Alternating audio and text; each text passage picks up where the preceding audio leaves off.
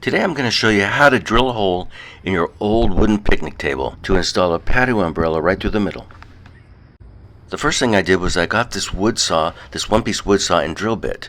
Then I attached it to this old drill. It's a great drill. Tightened it up.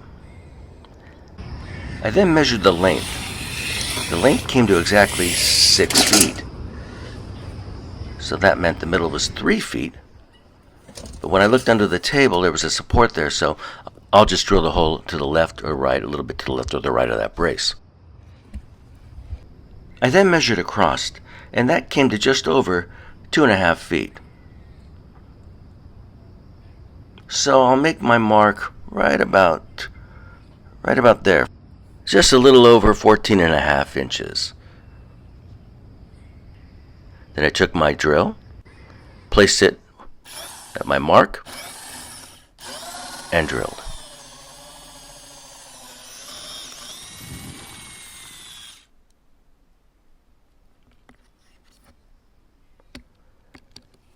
It actually went pretty easy because I think the table was halfway rotten.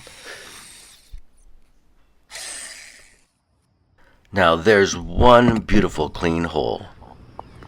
So I put the umbrella in and I noticed I drilled the hole too big, too wide. Well, what to do about this?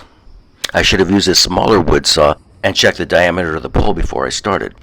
But I came up with a solution. I had an old adapter from an old umbrella stand, and it fit pretty well. So the project was a success. Doesn't it look great?